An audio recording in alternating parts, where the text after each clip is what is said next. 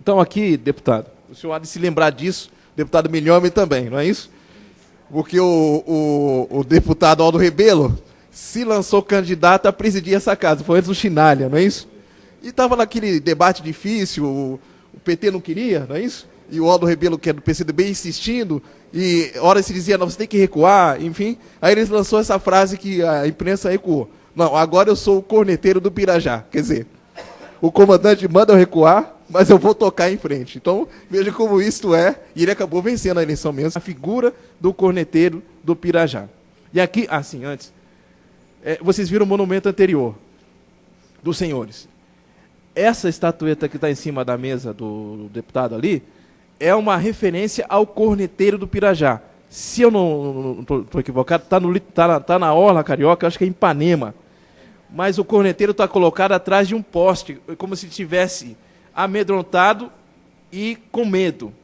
Ou seja, uma pessoa está ali, né, escondida. Não é aquela questão do herói que enfrenta, é uma outra imagem. Então essa estátua está no Rio de Janeiro, na Orla. E aqui simboliza o corneteiro do Pirajá. Elisa, mais uma vez. Vamos aqui avançar um pouco e ficar na Bahia. Ficando na Bahia. E aí falar dos periquitos, né? Os periquitos.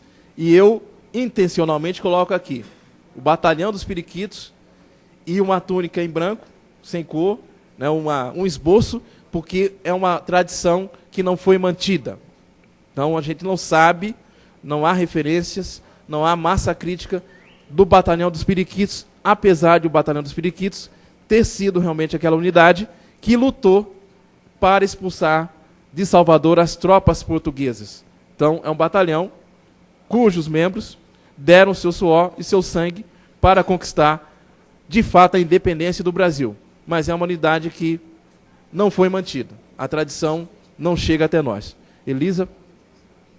Então, rememorando, tem o grito da independência no Sudeste, mas esse grito da independência, para se efetivar, tinha esse entrave das tropas portuguesas que se mantinham na Bahia, né? Então, o que ocorre? Os senhores de escravos, os senhores de engenhos baianos, decidem ser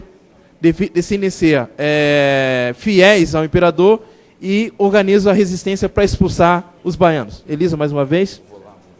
Então, o que acontece? Para engrossar a tropa brasileira, não haveria outro recurso senão ingressar nessa tropa negros e escravos. Alguns negros livres, alguns negros escravos. E aí que os batalhão dos periquitos vai estar nesse preâmbulo, né? Vai estar nessa situação. E aqui uma referência ao general Labatu, que foi o líder, o comandante em chefe das tropas que expulsaram os portugueses de Salvador. Elisa? E aí essa questão, né, de se alistar escravos cria uma situação complicada, né? E esse é um momento que, na verdade, se repete em várias etapas da história brasileira. Ou seja, no momento em que a situação ficou difícil, sempre se recorreu aos negros para serem soldados. E você criava uma situação complicada, qual seja, depois do combate, o que você vai fazer com esses negros? Vão voltar a ser escravos? Vão se tornar soldados? O que nós faremos com eles? Então, na independência foi assim.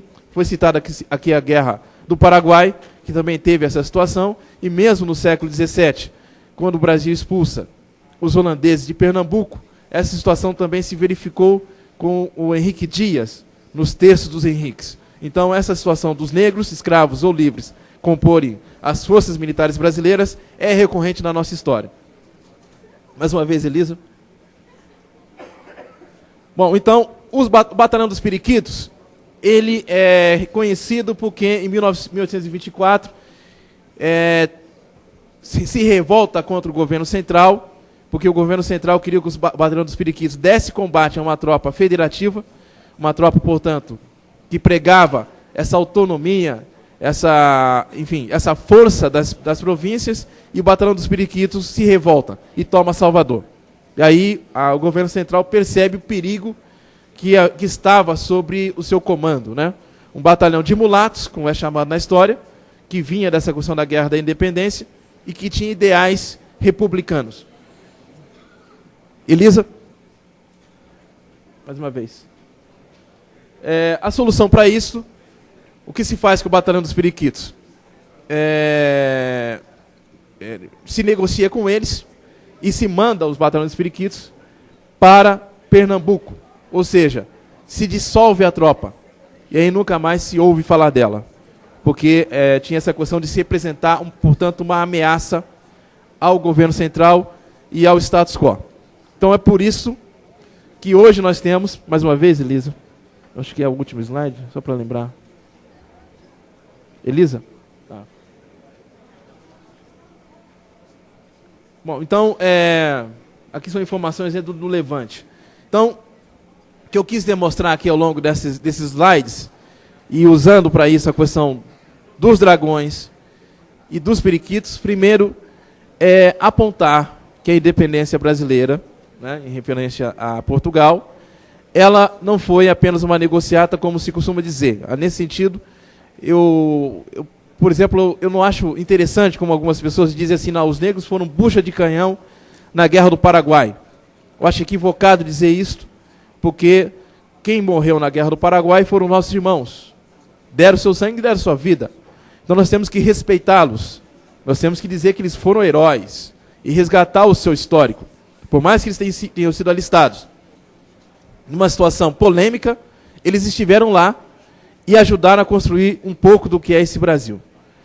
O Batalhão dos Periquitos passa por aí. Também ele seria mais informações sobre o batalhão, o uniforme histórico deles, ter projetos no âmbito militar para que a juventude e a sociedade conhecessem mais. Elisa, mais um, por favor. De novo. Então, é reconhecido, e aqui é o último slide, a Maria Quitéria. Aqui é interessante para o público feminino dizer que houve uma heroína, uma mulher na Guerra de Independência, a Maria Quitéria, que, claro, se alistou, como chama aquela história, aquele desenho animado, Mulan, não é isso? Não tem uma história assim, um desenho? A Mulan lá na China, que ela foge do pai e se alista no exército chinês, né? Como se fosse homem para lutar contra os inimigos. Então, no Brasil, houve uma história parecida, que foi o caso da Maria Quitéria. Quando Salvador resolve lutar contra os portugueses, ela, por um ato heróico, vai até uma unidade de artilharia, se alista para lutar contra os portugueses. Quando o pai descobre que ela está lá, o pai vai até a unidade e retira ela da unidade. Mas o comandante dos Periquitos, que era um antecedente do poeta Castro Alves, dado o histórico da Maria Quitéria, decide alistá-la no Batalhão dos Periquitos. Então ela lutou entre o batalhão de mulatos. E é reconhecida pela sua bravura e tudo mais. É uma das patroneses do Exército. Ela é patronese do corpo, estou encerrando, do corpo de oficiais administrativos. Mas, interessante dizer que pouca menção se faz ao batalhão que ela lutou, que é o dos Periquitos, batalhão de negros, que lutou na independência do Brasil. Gente, era isso. Obrigado pela oportunidade. Ok? Valeu.